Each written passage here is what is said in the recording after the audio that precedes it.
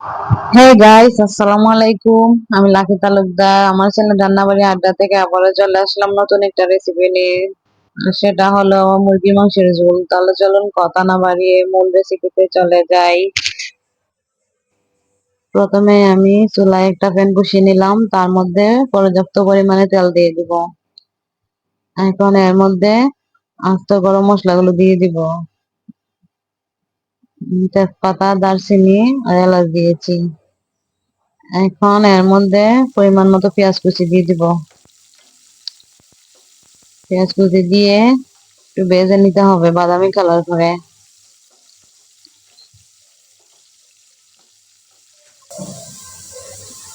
এই যে বাদামি কালার করে ভেজে নিব। এখন এর মধ্যে আমি ওই টমেটো কুচি দিয়ে দিলাম।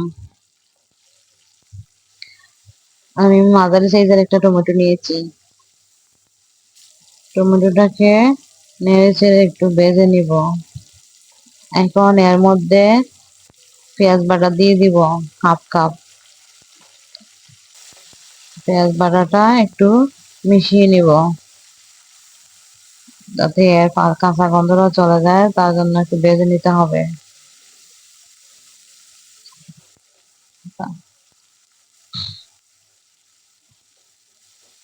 এখন এর মধ্যে আমি আদা বাটা, রসুন বাটা দিয়ে দিব। 1 চামচ পরিমাণ আদা বাটা, 1 চামচ পরিমাণ রসুন বাটা দিলাম। দিয়ে আমি আবারও সবকিছু একসঙ্গে মিশিয়ে নিব। মিশিয়ে এর মধ্যে একটু পানি দিয়ে দিলাম। দিয়ে এর মধ্যে মরিচ গুঁড়ো পরিমাণ মতো, হলুদ গুঁড়ো পরিমাণ মতো আর ধনিয়া গুঁড়ো পরিমাণ মতো দিয়ে দিব।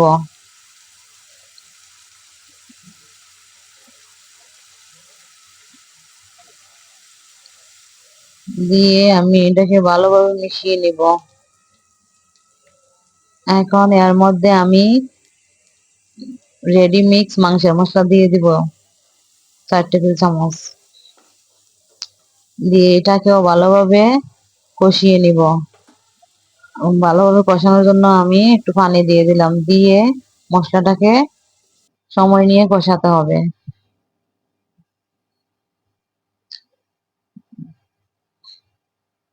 এই যে দেখুন, আমি ঢাকনা দিয়ে ডেকে দিলাম। ডেকে আবার ওই যে ঢাকনা সরিয়ে নেড়ে দিব, মশলাটা যেন ভালোভাবে কষানো হয়। দেখুন তেল উপরে বেশি উঠেছে। এখন এর মধ্যে আমি ধুয়ে কেটে রাখা মাংসগুলো দিয়ে দিব। দিয়ে পরিমাণ মতো লবণ দিয়ে নেড়ে চেড়ে মিশিয়ে নিব।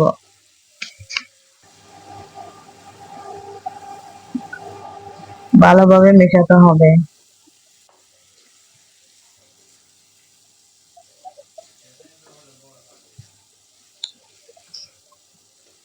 এখন মেশানো হয়ে গেলে আমি একটা ঢাকনা দিয়ে ঢেকে দিব। ঢেকে কিছুক্ষণ রান্না করতে হবে। রান্না করার পরে আবারও ঢাকনা উঠিয়ে আমি মাংসটাকে নেড়ে ছেড়ে দিব, না হলে কিন্তু নিচে পোড়া লেগে যেতে পারে। এভাবে মাঝে মাঝে ঢাকনা উঠিয়ে আমি নেড়ে দিব। মাংসটা যখন অনেকটা কষানো হয়ে যাবে, এ পর্যায়ে আমি কেটে ধুয়ে রাখা আলুগুলো দিয়ে দিব। আমি আজকে ঝোলটা সাথে আলু দিব। আলু দিয়ে ভালোভাবে মিশিয়ে ঢাকনা দিয়ে ঢেকে রান্না করব। আমি ঢাকনা দিয়ে ঢেকে দিলাম। কিছুক্ষণ রান্না করে আবারও ঢাকনা উঠিয়ে মাংসটাকে নেড়ে ছেড়ে নেব।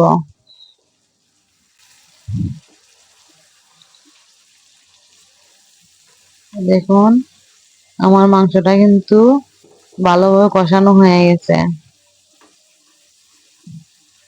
আপনারা মাঝে মাঝে ঢাকনা উঠিয়ে নেড়ে চেড়ে এইভাবে কষিয়ে নেবেন।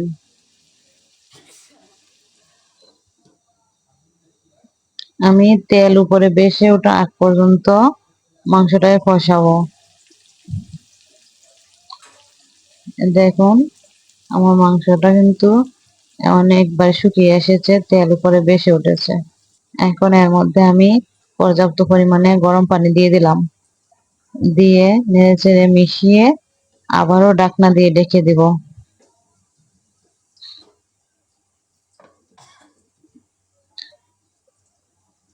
এভাবে অনেকক্ষণ আমি 10-15 মিনিটের মতো রান্না করেছি। তারপরে আবারও ঢাকনা উঠিয়ে একটু নেড়ে ছেড়ে মিশিয়ে আবার ঢেকে দিলাম। এই দেখুন, এই পর্যায়ে কিন্তু আমার তরকারির ঝোলটা অনেকটা শুকিয়ে এসেছে। আমার মাংসটা কিন্তু পুরোপুরি সিদ্ধ হয়ে গেছে। এখন এর মধ্যে আমি কালা জিরার গুঁড়া আর গরম মশলার গুঁড়া দিয়ে দিব। দিয়ে একটু ভালোভাবে মিশিয়ে নেব।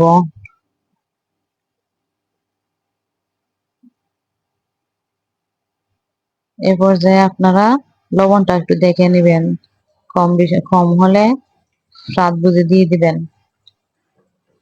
আমার মাংস রান্না কিন্তু মোটামুটি হয়ে এসেছে। আমি আর 2 মিনিট রান্না করে নিব। রান্না করে নামিয়ে পরিবেশন করে নিব।